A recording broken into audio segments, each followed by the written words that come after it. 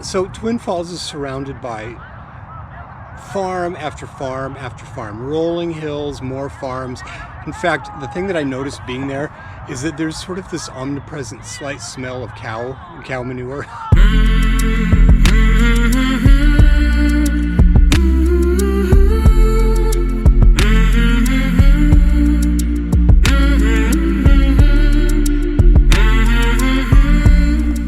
Hey folks, Chris here. So I have left once again onto another leg of a new journey. I'm heading up to the Pacific Northwest, and the first stop is Twin Falls, Idaho.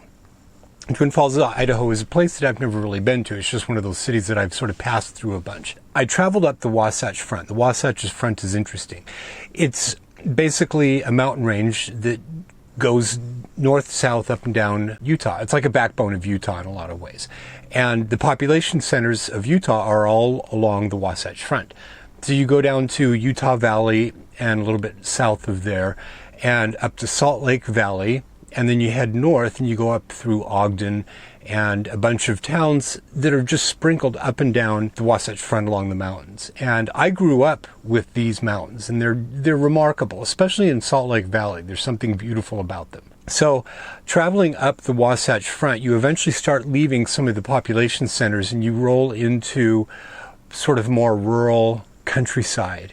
And it starts transitioning into farmland and just rolling hills. As you leave the I-15 route, you go off into I-84, which takes you into southern Idaho.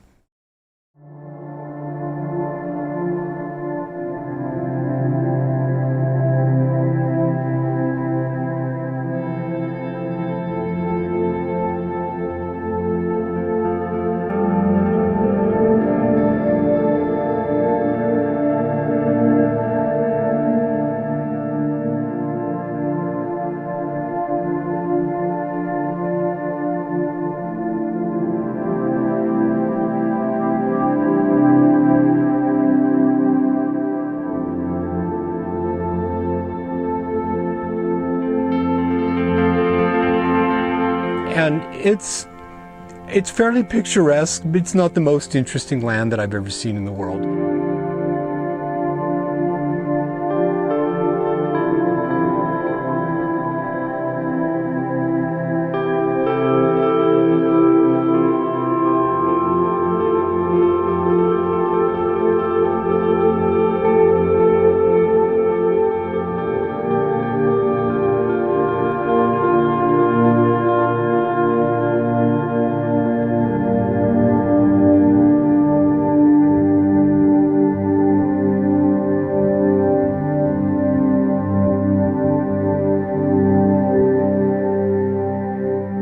But there's been a lot of rain this year, and so it was actually quite green.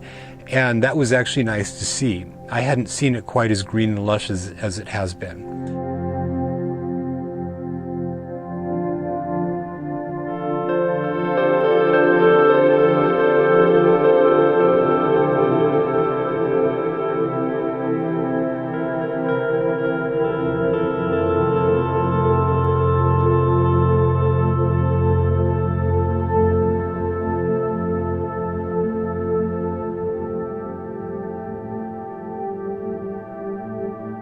Once you get into southern Idaho, it gets really flat. Southern Idaho is known for having this geological feature, like something came through and just took out all the mountain ranges there and flattened everything down.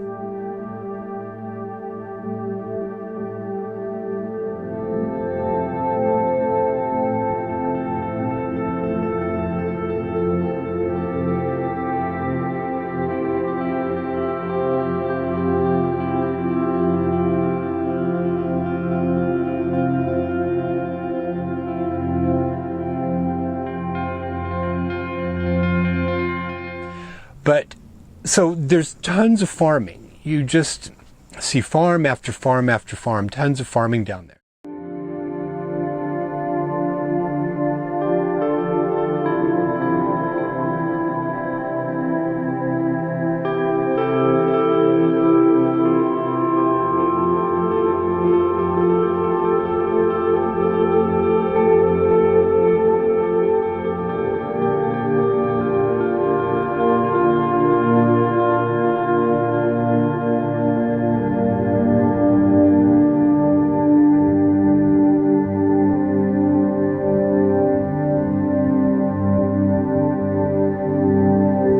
closer to Twin Falls, you don't realize this, but there's an incredible geological formation called the Snake River Canyon.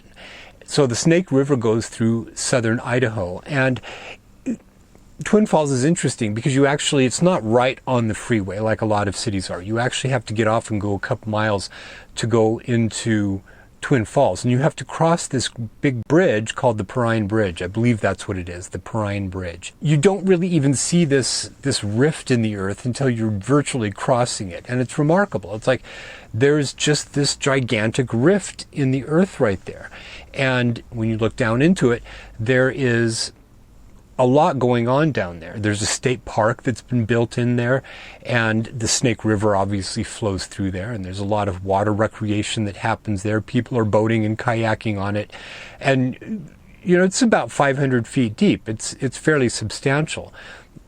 It's well known for having been a jump site for a couple of daredevils like Evel Knievel who tried to jump it, but for me, remarkably, it's just incredibly beautiful, and you can actually drive down into it. So I had gotten into town and I found parking, so I took the scooter off the RV and I drove down into it, and it was a little bit scary because there's this switchback road and there was some construction happening, and it looked to me like there had been avalanches because the rock face is just the sheer rock face, and it looks like some of the ancient volcanic rock periodically just gives way and they have to clear it out. So you get down there and you notice that there are waterfalls periodically just coming over of the valley wall, and you can walk right up to that wall. I mean, it is literally a sheer face, a sheer cliff, and it was beautiful actually. And the rock coloration. So here was the interesting thing. I noticed that the rock had particularly interesting coloration of these yellows and these oranges. So you have the rock coloration, and then you have waterfalls coming into it. About 4 miles east of the city is a series of waterfalls, big waterfalls, like the size apparently that are in the realm of Niagara Falls in terms of their size, and called Shoshone Falls. And I wanted to go down there and explore that and get some photography, and it was spectacular. Tons of tourists there. It was really kind of known as a destination. What's interesting and what links Twin Falls and this geological formation with Utah, there was a massive flood during the last ice age. They're estimating about 17,000 years ago. There was a huge inland lake that covered most of the population centers now here in Utah. And the Wasatch Front Mountains were basically the shoreline for this ancient Lake Bonneville. And it burst, and over the course of apparently a week or so, a massive volume of water. We're talking about the volume of water of one of the Great Lakes. They estimate Lake Michigan is about the size of what Lake Bonneville was. Burst, and all this water went out basically over southern Idaho. So what makes it tie into Twin Falls is that a massive amount of this water went through that canyon, and apparently enlarged the canyon, and the canyon was there. They don't know exactly what caused it, but apparently increased its size and increased its magnitude and created some of the falls and some of the dry fall features that are there. So that's actually kind of remarkable.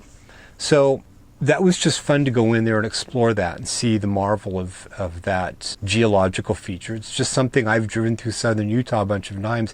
Never stopped in Twin Falls, never knew that was there. But, I try and explore a lot more than I used to now, and I'm really glad. That was absolutely kind of a fascinating thing. So I leave for Boise, and then I'm going to head over into Oregon and migrate up into Washington. So stay tuned for more videos. Thanks for watching.